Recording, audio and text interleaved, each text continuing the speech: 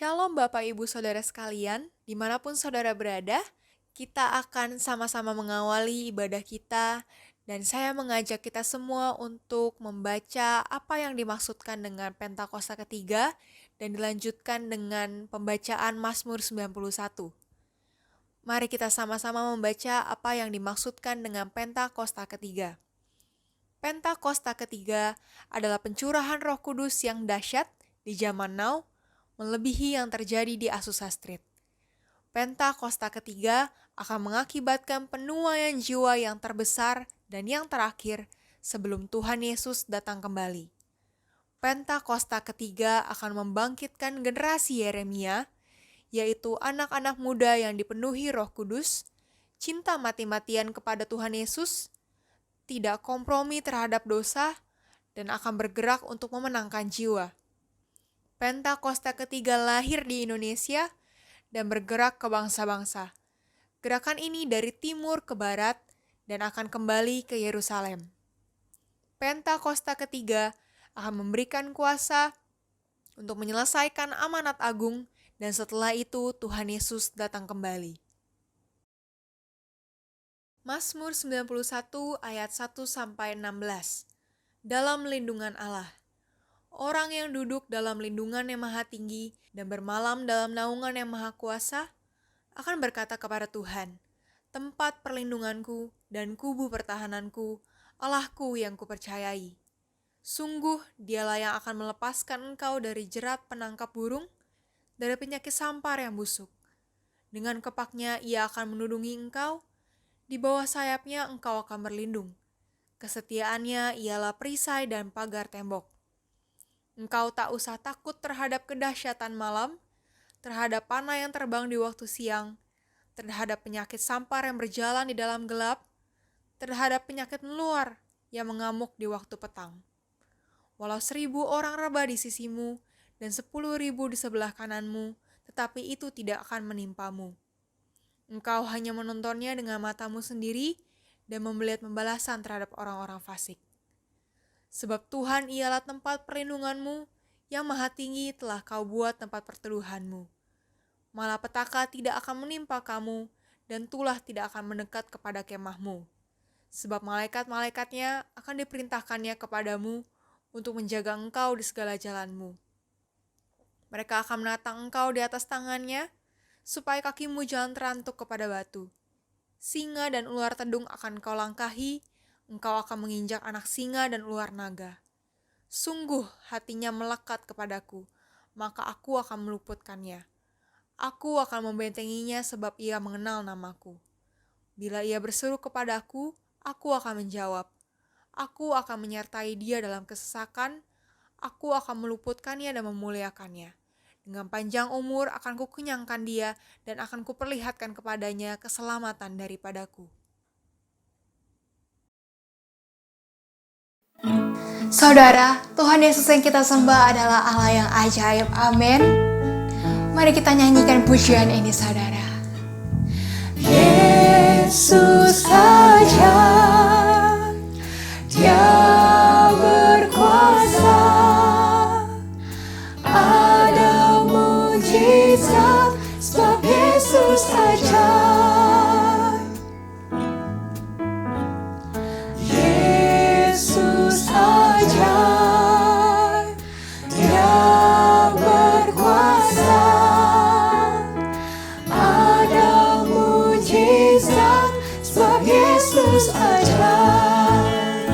Haleluya. Mari kita sama-sama katakan Tuhan Yesus ajaib. Yesus ajaib, Tuhanku ajaib, kasih-Nya ajaib bagiku. Yesus ajaib, Tuhanku ajaib, rahmat-Nya tetap selamanya. Tak berubah kasih-Nya, setiap hari bertambah indahnya. Sampai bumi berlalu dan habislah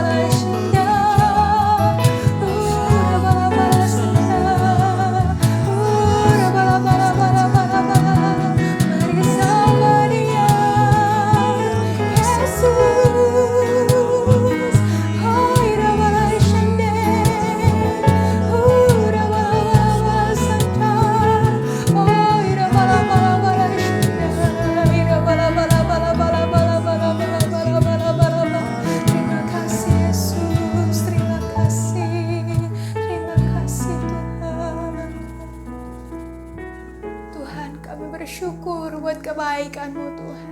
Benar Tuhan, hanya Engkau Tuhan yang mengerti isi hati setiap kami Tuhan. Dan sekarang kami mau mendengarkan firman-Mu Tuhan. Biar Tuhan kami boleh duduk diam mengambil bagian yang terbaik Tuhan.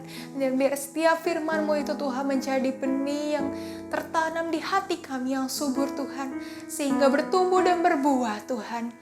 Terima kasih Tuhan. Pakai setiap kami Bapa. Hanya dalam nama Yesus kami siap untuk mendengarkan firman-Mu. Haleluya. Amin. Shalom semuanya. Ketika Tuhan Yesus ditanya oleh murid-muridnya akan tanda kedatangannya dan tanda kesudahan dunia ini, maka salah satu dari tanda itu adalah penyakit sampar yang bisa kita sebutkan sebagai pandemi COVID-19. Jadi pandemi COVID-19 adalah bagian dari tanda kedatangan Tuhan Yesus di awan-awan untuk menjemput gerejanya. Ada yang berkata bahwa penyakit sampar sudah terjadi berulang-ulang. Malah pada tahun 1918 sampai dengan 1920 ada wabah flu Spanyol yang menyebabkan 50 juta orang meninggal. Tetapi Tuhan Yesus belum datang. Jangan-jangan setelah pandemi COVID-19 Tuhan Yesus juga tidak akan segera datang. Kalau kita bicara Tuhan Yesus tidak segera datang, ini tidak sesuai dengan yang dikatakan Tuhan Yesus dalam kitab Wahyu. Dalam kitab Wahyu, Tuhan Yesus berkata, "Aku datang segera sebanyak 4 kali. Dan waktunya sudah singkat, waktunya sudah dekat sebanyak 2 kali." Jadi kalau Tuhan Yesus berkata, "Aku datang segera" 2000 tahun yang lalu, apalagi hari-hari ini, pasti lebih segera lagi. Hati-hati, jangan terjebak menjadi pengejek-pengejek yang dengan ejekannya berkata, "Di mana janji kedatangannya itu? Dari dulu keadaan tetap seperti ini. Katanya salah satu tanda adalah penyakit sampar. Mana buktinya? Penyakit sampar sudah terjadi berulang-ulang, tetapi ternyata Tuhan Yesus belum juga datang." Jangan berkata bahwa setelah pandemi COVID-19 Tuhan Yesus pasti datang kembali. Atau jangan juga berkata bahwa setelah pandemi COVID-19 Tuhan Yesus belum segera datang. Kita tidak tahu dengan pasti kapan kedatangan Tuhan Yesus kembali. Hanya Bapa di sorga saja yang tahu. Yang penting Tuhan Yesus berkata bahwa penyakit sampar seperti pandemi COVID-19 ini adalah bagian dari tanda kedatangannya. Tuhan Yesus menghendaki agar kita percaya bahwa Dia akan segera datang. Sehingga kita akan sungguh-sungguh mempersiapkan diri kita untuk menyambut kedatangannya. Saya percaya bahwa sikap orang percaya dari zaman ke zaman yang melihat dan mengalami malapetaka, mungkin itu perang, mungkin itu bencana alam, termasuk penyakit sampar, akan berkata bahwa Tuhan Yesus akan datang segera. Sebagai contoh, Bapak Gereja yang bernama Cyprianus, yang adalah uskup gereja Kartago pada zaman Kekaisaran Romawi, yang mengalami pandemi pada tahun 250 sampai 271 Masehi. Pada saat itu di Roma saja sekitar 5.000 orang meninggal per hari. Cyprianus menyebutkan bahwa pandemi tersebut sebagai akhir zaman. Memang ini terbukti keliru. Akan tetapi dari sisi yang lain kita melihat keyakinannya bahwa ini adalah akhir zaman justru membuat terjadinya kebangunan rohani. Gereja terlibat dalam pelayanan sosial diakonia yang dahsyat. Melihat itu banyak orang menjadi percaya dan gereja berkembang pesat. Jadi setiap zaman seolah-olah Tuhan menciptakan situasi, apakah itu perang, bencana alam, kelaparan, termasuk penyakit sampar, agar perkataan Tuhan Yesus, "Aku datang segera" itu selalu ada di dalam hati orang percaya. Sehingga mereka selalu dalam kondisi berjaga-jaga, melakukan amanat agung Tuhan Yesus, sehingga penuaian jiwa besar-besaran terjadi. Demikian juga dengan adanya pandemi COVID-19 ini.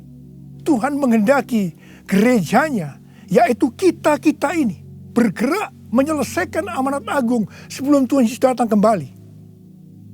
Sejak tahun 2009, setelah Tuhan berbicara dengan begitu serius kepada saya tentang aku datang segera, saya selalu memperkatakan hal ini. Saya selalu mengingatkan agar kita lebih intim dengan Tuhan.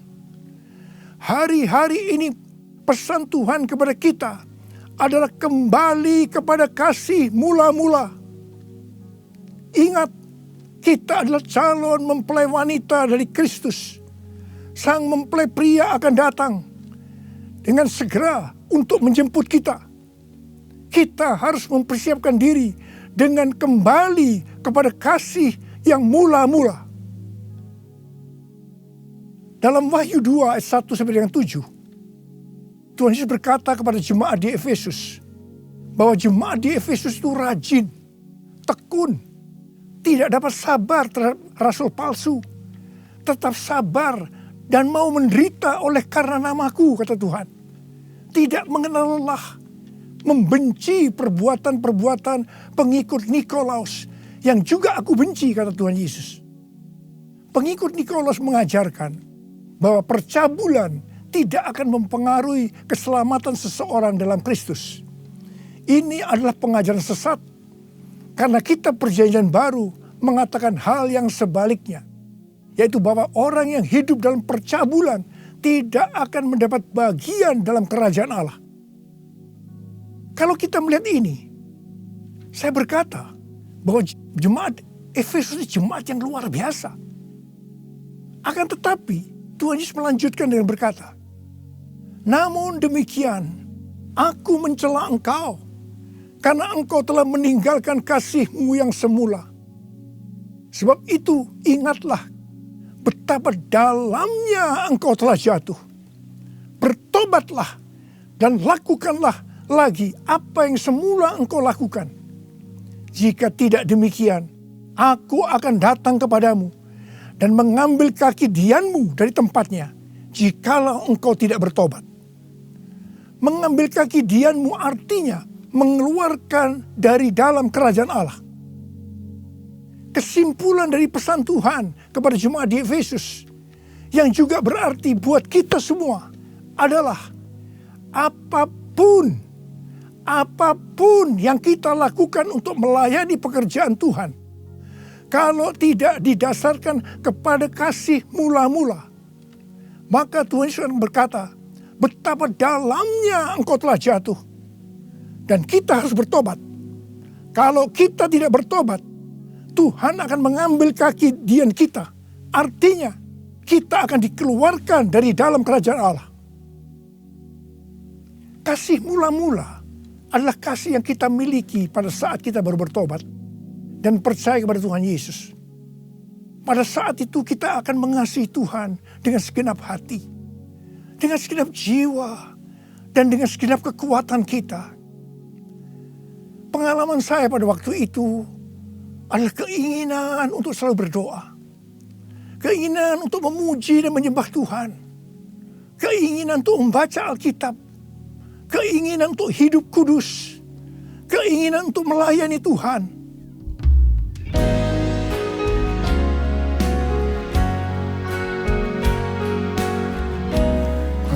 Cinta kau Yesus, hanya engkau bagiku Yesus. Sungguh ku rindu mengatakannya, betapa aku mengasihimu. Engkau Allah dan Rajaku, kekasih dan hidupku. Engkau segalanya bagiku. Ku bersyukur kepadamu. Ku bersyukur kepadamu. Ku bersyukur kepadamu.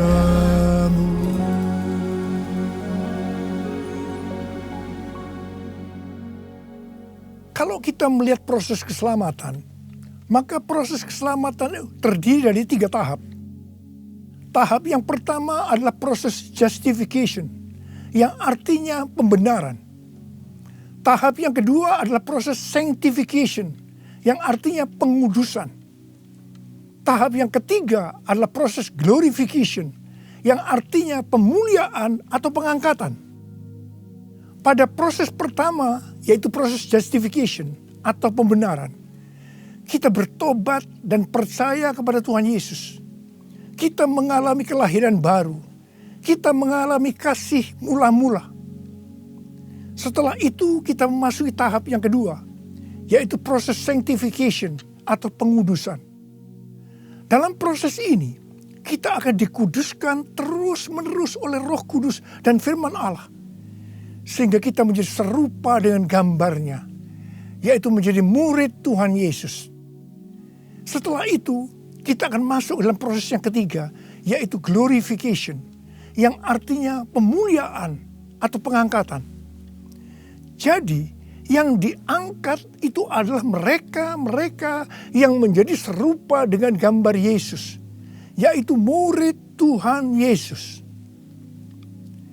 Pada waktu memasuki proses sanctification atau pengudusan ini, dengan berbagai macam alasan, kualitas kasih kita kepada Tuhan yang tadinya penuh dengan kasih yang mula-mula bisa berubah menjadi seperti yang terjadi pada jemaat di Efesus. Saya pribadi juga mengalami seperti yang terjadi pada jemaat di Efesus. Tetapi melalui pengudusan secara terus-menerus oleh Roh Kudus dan firman Allah, juga disertai dengan proses yang menyakitkan, saya kembali kepada kasih mula-mula sampai dengan hari ini. Haleluya.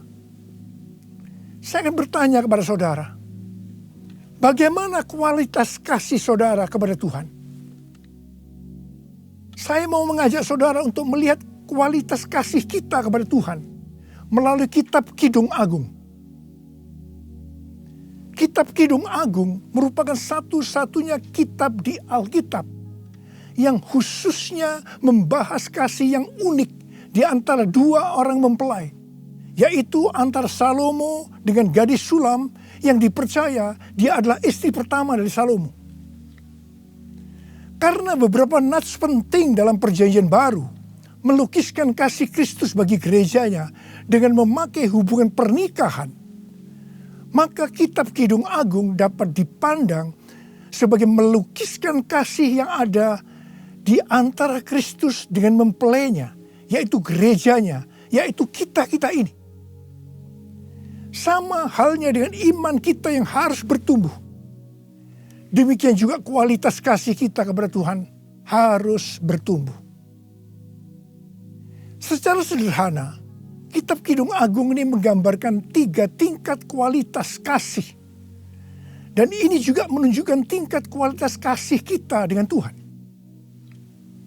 Tingkat kualitas kasih yang pertama terdapat dalam Kidung Agung 2 ayat 16 yang berkata, kekasihku kepunyaanku, dan aku kepunyaan dia. Dalam hubungan kita dengan Tuhan, kita bisa berkata begini, Tuhan milikku, aku miliknya Tuhan. Tingkat kualitas kasih yang kedua terdapat dalam Kidung Agung 6 ayat 3 yang berkata, aku kepunyaan kekasihku, dan kepunyaanku kekasihku. Dalam hubungan kita dengan Tuhan, kita bisa berkata begini, aku milik Tuhan, Tuhan milikku. Tingkat kualitas kasih yang ketiga terdapat dalam Kidung Agung 7 ayat 10 yang berkata, kepunyaan kekasihku aku. Dalam hubungan kita dengan Tuhan, kita bisa berkata, aku milik Tuhan.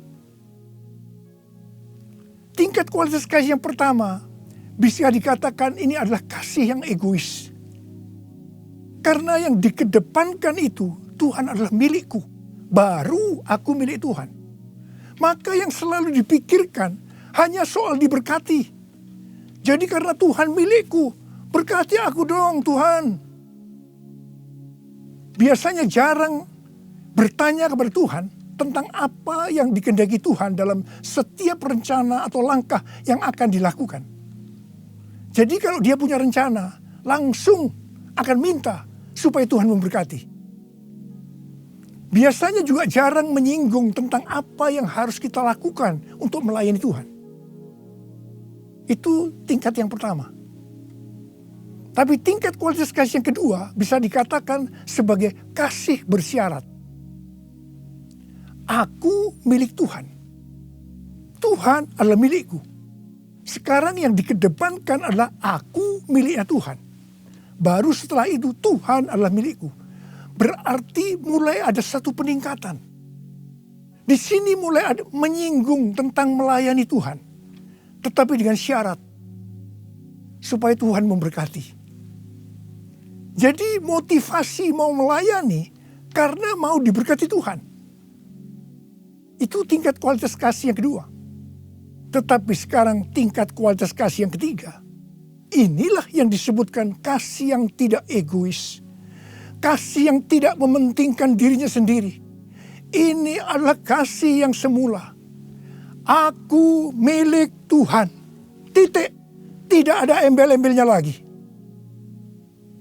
Mereka yang memiliki kasih mula-mula akan berkata, aku milik Tuhan. Bukan milikku sendiri. Aku ini adalah milik Tuhan. Aku sudah dibeli. Dan harganya telah lunas dibayar. Aku dibeli dengan harga yang mahal, yaitu dengan darah Yesus. Mereka yang memiliki kasih mula-mula akan berkata, jika aku hidup untuk Tuhan. Dan jika aku mati untuk Tuhan. Jadi baik hidup atau mati, aku adalah milik Tuhan.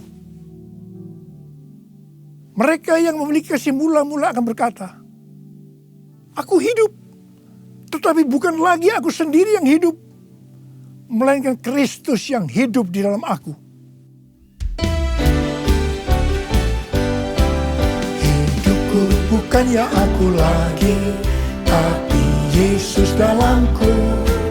Hidupku bukannya aku lagi, tapi Yesus dalamku.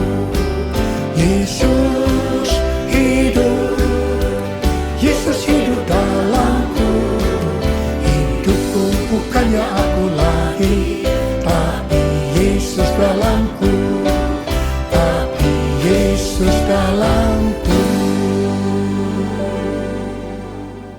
Orang yang memiliki kasih mula-mula sudah tidak memikirkan lagi tentang diberkati atau tidak diberkati oleh Tuhan. Yang paling penting adalah hidup menyenangkan hatinya Tuhan. Melakukan kehendaknya Tuhan. Seperti Tuhan Yesus berkata dalam Yohanes 4 ayat 34. Makananku ialah melakukan kehendak Dia yang mengutus aku dan menyelesaikan pekerjaannya. Makanan adalah sesuatu yang sangat vital dalam hidup ini. Mendapatkan makanan adalah motivasi manusia dalam bekerja atau berusaha. Dan Tuhan Yesus mengajarkan kepada kita bahwa yang paling penting dalam hidup ini, artinya fokus hidup kita adalah melakukan kehendak Bapa, bukan kepada makanan, meskipun makanan itu perlu. Orang yang memiliki kasih mula-mula akan melayani Tuhan seperti yang terdapat dalam Roma 14 ayat 17 dan 18 yang berkata, sebab kerajaan Allah bukanlah soal makanan dan minuman, tetapi soal kebenaran, damai sejahtera, dan sukacita oleh Roh Kudus. Karena barang siapa melayani Kristus dengan cara ini, ia berkenan kepada Allah dan dihormati oleh manusia. Orang yang memiliki kasih mula-mula akan selalu berkata, sebab engkau baik, bahwasanya untuk selama-lamanya kasih setiamu.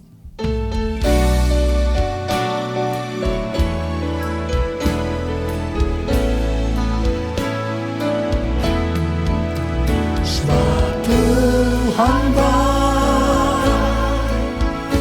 bahwasanya untuk selamanya kasih setianya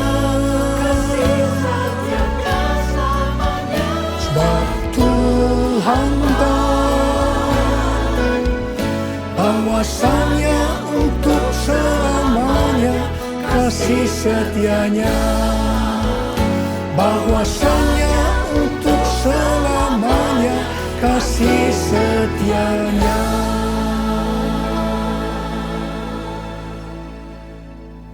Pujian ini diajarkan oleh Daud dan terus dinyanyikan setelah zaman Daud. Tuhan memberitahu kepada Daud hal yang paling menyenangkan hatinya Tuhan, yaitu kalau dipuji oleh kita, bahwa Tuhan itu baik, bahwasanya untuk selama-lamanya kasih setianya. Karena memang itulah yang Tuhan lakukan untuk kita. Jadi apapun masalah yang kita hadapi, nyanyikan terus pujian tadi. Orang yang memiliki kasih mula-mula akan berkata, aku tidak takut, sebab Tuhan menyertai aku. Aku tidak bimbang, sebab Tuhan adalah Allahku. Tuhan akan meneguhkan aku, bahkan akan menolong aku. Tuhan akan memegang aku dengan tangan kanannya, yang membawa aku kepada kemenangan.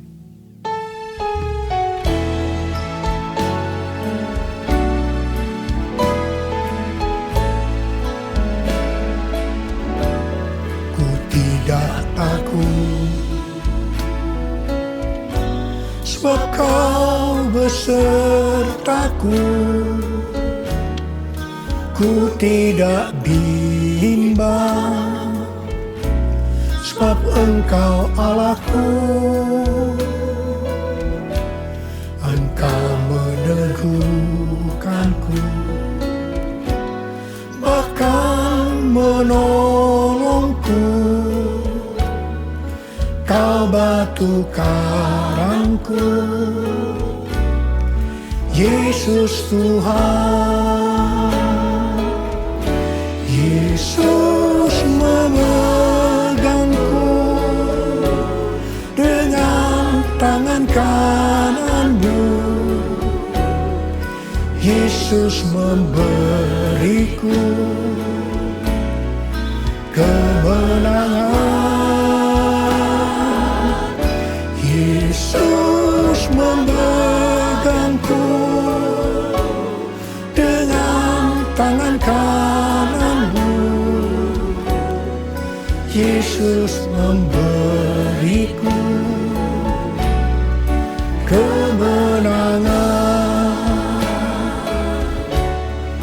Yesus memberiku kemenangan.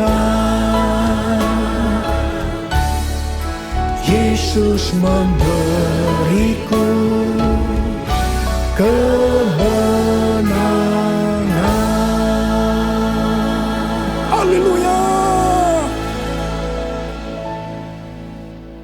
Orang yang memiliki kasih mula-mula dalam masa pandemi COVID-19 ini akan tetap percaya kepada janji Tuhan dan terus memperkatakannya.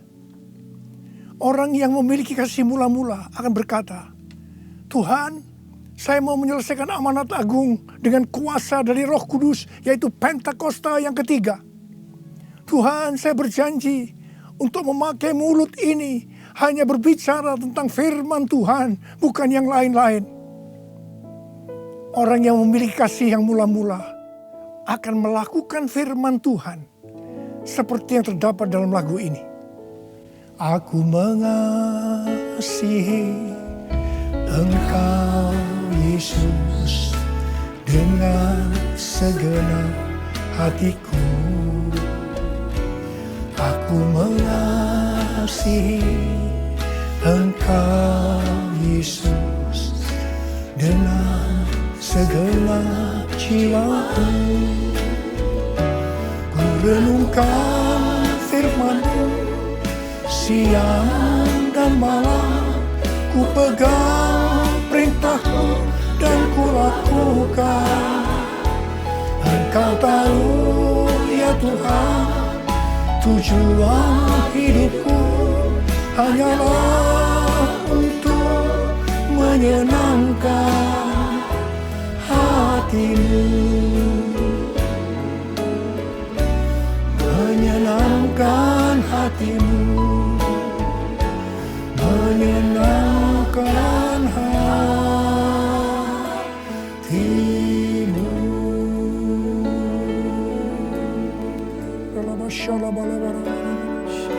Angkat tangan saudara. Sembah dia. Sembah Tuhan Yesus. Sembah Tuhan Yesus. Sembah. Yang sudah berbahasa roh saat ini. Yang belum, terus katakan haleluya, haleluya. Oh rarabashande.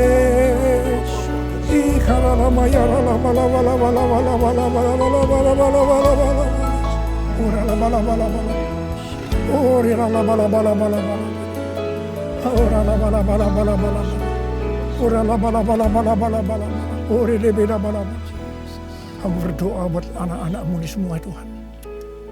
Hamba berdoa mereka kembali kepada kasih yang mula-mula. Kembali kepada kasih yang semula. Kasih yang mula-mula. Ya Tuhan, hamba berdoa buat mereka. Tuhan, terima kasih. Terima kasih ya Tuhan, terima kasih Engkau akan segera datang untuk kali yang kedua. Bapa, hamba berdoa di tengah pandemi COVID-19 ini. Anak-anak-Mu yang mengalami bermacam-macam masalah. Engkau yang tolong mereka ya Tuhan. Tolong ya Tuhan. Mungkin mereka ketakutan, kebingungan. Ketakutan yang berlebihan, paranoid Tuhan. Tolong mereka ya Tuhan. Yang terpapar dengan COVID-19 sakit Tuhan. Dalam nama Yesus, aku sekarang perintahkan COVID-19. Kau keluar. Sembuh dalam nama Yesus. Sembuh dalam nama Yesus. Sembuh dalam nama Yesus. Oh Tuhan, terima kasih. Katakan terima kasih. Terima kasih ya Tuhan. Terima kasih ya Tuhan. Terima kasih. Terima kasih ya Tuhan. Terima kasih. Oh rala bara bara bara bara. Terima kasih. Oh rala bara bara bara. Terima kasih. Dalam nama Yesus. Dalam nama Yesus. Amin. Mari saudara-saudara, kita akan masuk dalam perjamuan kudus. Kita akan mengingat ayat ini. Sebab setiap kali kamu makan roti ini dan minum cawan ini, kamu memberitakan kematian Tuhan sampai Ia datang. Perjamuan kudus adalah perjamuan Tuhan Yesus sendiri. Setiap kali kita masuk dalam perjamuan kudus, Tuhan Yesus selalu berkata, biarlah ini menjadi peringatan akan daku. Karena itu mari arahkan hati kita kepada Tuhan. Kita akan mengingat kebaikan Tuhan. Mari tundukkan kepala. Tuhan, siapakah kami ini sebelum kami mengenal Engkau? Kami semua orang berdosa. Upah dosa adalah maut, mati. Tapi Engkau yang tidak berdosa telah dijadikan dosa oleh karena kami. Engkau harus mati dengan penderitaan yang luar biasa ya Tuhan. Itu Engkau ya Aba. Betapa baiknya Engkau. Engkau jadikan kami sebagai anak-anak-Mu. Engkau tuntun kami, Engkau bela, Engkau lindungi, Engkau berkati. Engkau sembuhkan kami, Engkau ajar kami ya Tuhan. Engkau juga menghajar kami kalau kami salah Tuhan. Terima kasih ya Aba. Terima kasih Engkau itu adalah Engkau ya Tuhan. Tuhan Yesus akan memberkati saudara melalui perjamuan kudus ini. Tapi Tuhan mau kita makan dan minum dengan cara yang benar. Karena itu masing-masing sekarang berdoa. Lihat keadaan dirimu masing-masing. Jangan menyimpan dosa. Kalau ada dosa yang Tuhan ingatkan saat ini, langsung minta ampun. Ampuni saya Tuhan. Ampuni saya. Katakan ampuni. Ampuni ya Tuhan. Ampuni. Supaya sudah diberkati oleh Tuhan. Tuhan ampuni anak-anak-Mu. Kau melihat mereka yang sedang meminta ampun di hadapan Tuhan. Ampuni mereka. Kasihani mereka ya Tuhan. Kasihani. Layakkan kami masuk dalam perjamuan kudus. Kami akan masuk dalam perjamuan kudus dengan hati yang penuh sukacita. Hati bersyukur. Dalam nama Yesus kami berdoa. Amin. Sekarang mari angkat roti di tangan kanan saudara tinggi-tinggi. Sebab apa yang telah kuteruskan kepadamu telah aku terima dari Tuhan. Yaitu bahwa Tuhan Yesus pada malam waktu ia diserahkan mengambil roti dan sesudah itu ia mengucap syukur atasnya. Ia memecah-mecahkannya dan berkata, inilah tubuhku yang diserahkan bagi kamu. Perbuatlah ini menjadi peringatan akan aku. Sudah dikasih Tuhan. Bukankah roti yang kita pecah-pecahkan ini adalah persekutuan kita dengan tubuh Kristus? Mari kita makan dalam nama Yesus.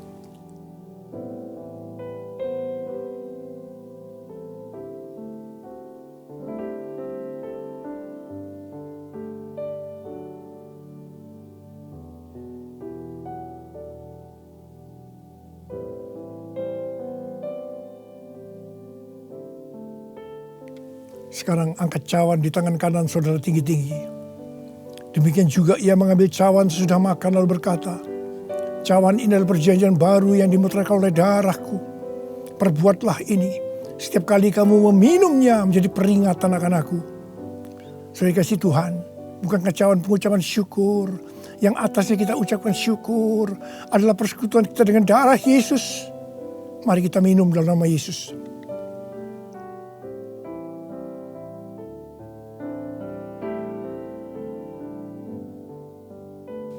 Mari angkat tangan saudara. Ucapkan terima kasih. Ucapkan syukur. Ucapkan syukur dan terima kasih ya Tuhan.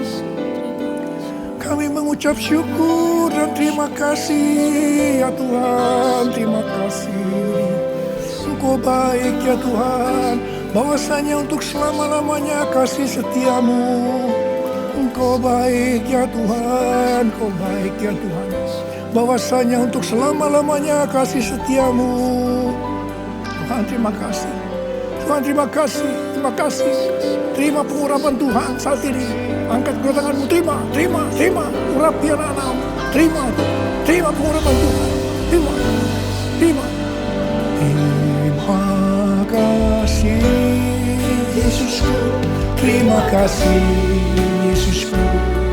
Puji syukur hanya bagi Tuhanku. Terima kasih Yesusku. Terima kasih Yesusku. Puji syukur hanya bagi Tuhanku. Terima kasih.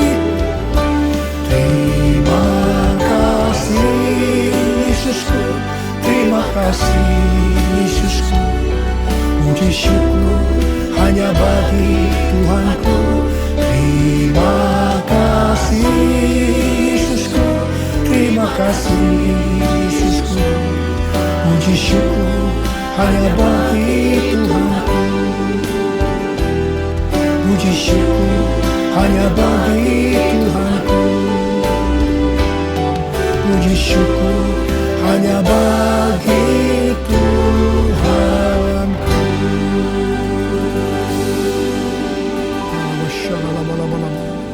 Oh ya terima kasih. Terima kasih ya Tuhan. Terima kasih. Berkati anak-anakmu. Terimalah berkat Tuhan. Kasih karunia berlimpah-limpah daripada Allah Bapa dalam anak yang tunggal Yesus Kristus. Persekutuan yang manis dengan Roh Kudus menyertai saudara sekalian mulai hari ini sampai Tuhan Yesus datang menjemput kita di awan-awan dan bahkan sampai selama-lamanya. Yang percaya bersama-sama katakan amin.